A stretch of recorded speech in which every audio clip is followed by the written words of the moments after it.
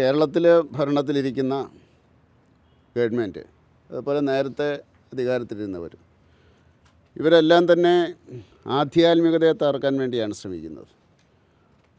വിശ്വാസം ഇല്ലാതാക്കുക. അപ്പോൾ അതിനുവേണ്ടിയുള്ള ശ്രമങ്ങൾ നടത്തുന്നു. അങ്ങനെ ആചാര്യന്മാരെ തെറ്റുകാരായിട്ട് കാണിക്കുക, വിശ്വാസികളെ ആക്ഷേപിക്കുക, വിശ്വാസത്തെ ആക്ഷേപിക്കുക. അത് കമ്മ്യൂണിസ്റ്റ് ചിന്താഗതിയാണ്.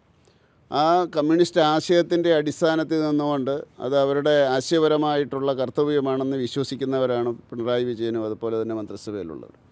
നിരന്തരമായിട്ടുള്ള പ്രക്രിയ നടത്തിക്കൊണ്ടിരിക്കുകയാണ്. അതിൻ്റെ ഭാഗമായിട്ടുള്ള അവസാനത്തെ കൊള്ളയാണ് ഇവിടെ ഈ സ്വർണ്ണക്കൊള്ള, ശബരിമലയിലെ സ്വർണ്ണക്കൊള്ള.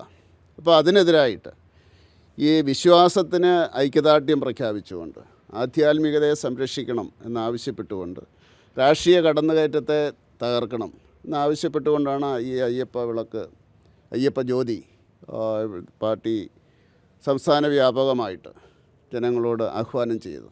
അപ്പോൾ അതുകൊണ്ട് വിശ്വാസ സംരക്ഷണം, ആചാര സംരക്ഷണം അതാണ് ഉദ്ദേശിക്കുന്നത്. അപ്പോൾ അതുപോലെ തന്നെ ഇതിനു മുമ്പുണ്ടായിരുന്ന സർക്കാരുകൾ നമുക്കറിയാമല്ലോ, ഈ എങ്ങനെയും പണം സമ്പാദിക്കുക, അതിൽ നിന്ന് നേതാവാകുക, അങ്ങനെയാണല്ലോ കോൺഗ്രസിൻ്റെ രീതി.